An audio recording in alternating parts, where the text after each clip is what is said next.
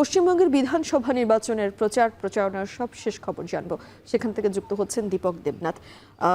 দীপক, একটু জানাবেন পশ্চিমবঙ্গের বিধানসভা নির্বাচনের সবশেষ কি তথ্য রয়েছে আপনার কাছে? দেখুন, সর্বপ্রথমে বলি যে পশ্চিমবঙ্গের এই মুহূর্তের যে তাপপ্রবাহ তা প্রায় 40 ডিগ্রির কাছাকাছি বা কোথাও কোথাও একটু বেশি। কিন্তু সেই তাপপ্রবাহের পাশাপাশি যে নির্বাচনী প্রচারণা, সেই নির্বাচনী প্রচারণায় একে অপরকে নিশানা করে যেই মানে রাজনৈতিক যে উত্তাপ ছড়িয়েছে, সেই গরমটা সেই তাপপ্রবাহের থেকে বেশি এখনো পর্যন্ত সেটাই মনে করা হচ্ছে।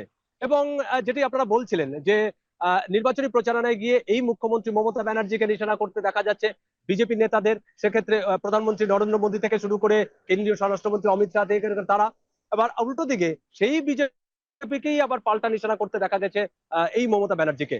এবং এই যে পাল্টা পাল্টি নিশানা, এই পাল্টা পাল্টিতে নিশানাতেই কিন্তু পশ্চিমবঙ্গের যে রাজনৈতিক উত্তাপ, সেই উত্তাপ ছড়িয়েছে এবং রাজনৈতিক সরগরম ছড়িয়েছে।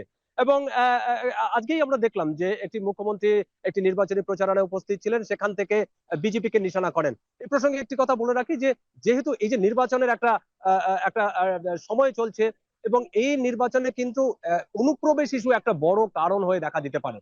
এবং সেটি হচ্ছে যে এসআইআর কে কেন্দ্র করে, কারণ ভোটার তালিকায় সংশোধন সেটি ইতিমধ্যেই চালু হয়ে গেছে। ইতিমধ্যে কয়েক দফায় সেই তালিকা বের হয়েছে ভোটার তালিকায়, এবং সেটা নিয়ে গন্ডগোল, কারণ সেখানে কিন্তু বেশ কিছু ভোটারের নাম বাদ গেছে। তৃণমূলের দাবি এবং যাদের নাম বাদ গেছে তাদের যেটি দাবি যে তারা প্রকৃত ভোটার, তারা দীর্ঘদিন ধরে ভারতে রয়েছেন, তারা ভারতে বাস করছেন। যদিও বিজেপির দাবি যে তারা অবৈধ ভোটার, অর্থাৎ অনুপ্রবেশকারী, তারা অন্য দেশ থেকে এখানে এসেছেন, অবৈধ উপায়ে তাদের ভোটার তালিকায় নাম উঠেছে, সুতরাং তাদেরকে বাদ দিতে হবে। এই যে ইস্যুটি এসআইআর, এই ইস্যুটাকে কেন্দ্র করে কিন্তু রাজনৈতিক উত্তাপ ছড়িয়েছে। এবং রাজনৈতিক বিশ্লেষকরা যারা বলছেন যে সেটি হচ্ছে যে এই এসআইআরটা কিন্তু একটা বড় রকমের প্রভাব ফেলবে এই আসন্ন নির্বাচনে। যদিও সেই নির্বাচনে কাদের পক্ষে যাবে বা কাদের বিপক্ষে যাবে এই এসআইআর ইস্যু, সেটি তো সময় বলবে, কারণ 4 মে নির্বাচনের যে গণনা। কিন্তু তার আগে এই এসআইআর ইস্যু, অর্থাৎ ভোটার তালিকায় সংশোধন, এই ইস্যুটিকে নিয়ে কিন্তু পশ্চিমবঙ্গের রাজনীতি কার্যত সরগরম। এবং এই ইস্যুতেই কিন্তু একে অপরকে মূল যে দুটো পার্টি, অর্থাৎ শাসক দল তৃণমূল কংগ্রেস এবং প্রধান বিরোধী দল বিজেপি, তাদের নিজেদের মধ্যে কিন্তু একে অপরকে নিশানা করে দেখা গেছে।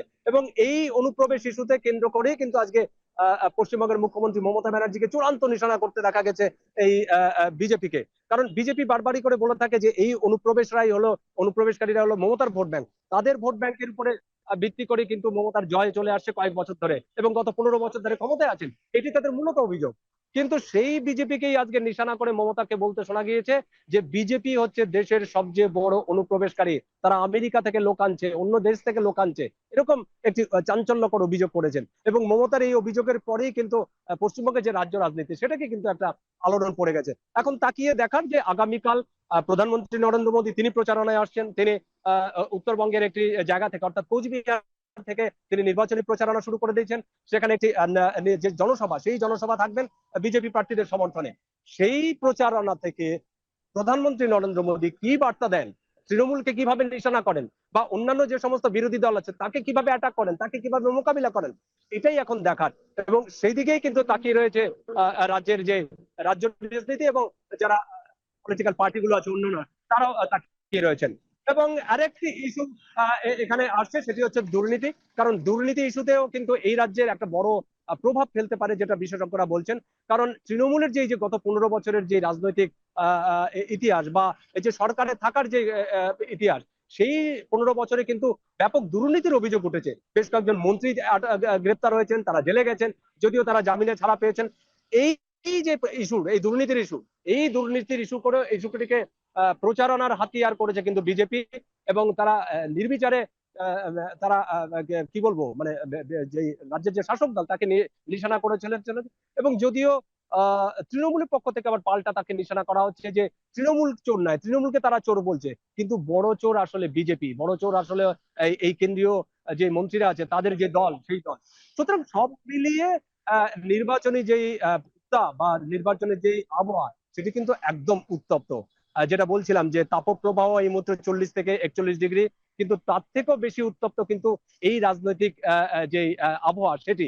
কারণ যেভাবে একে অপরকে নিশানা চলছে, পাল্টাপাল্টে নিশানা চলছে, তাতে সত্যি বলার আর অপেক্ষা রাখে না যে এই যে নির্বাচন, আসন্ন নির্বাচন, সেই নির্বাচন কিন্তু একটা অন্য জায়গায় পৌঁছে যেতে পারে। কারণ এখনো পর্যন্ত নির্মাণের শুরু হতে এখনো 20 দিন মতন বাকি আছে, 20 দিন মতন বাকি আছে। সুতরাং সব মিলে আমাদেরও চোখ থাকবে যে দিন যত ঘনিয়ে আসে তত এই উত্তাপ কোন জায়গায় গিয়ে পৌঁছয়। এই ছিল আমার সর্বশেষ আমার কাছে এই তথ্য। কলকাতা থেকে সরাসরি যুক্ত হয়েছিলেন সহকর্মী দীপক দেবনাথ।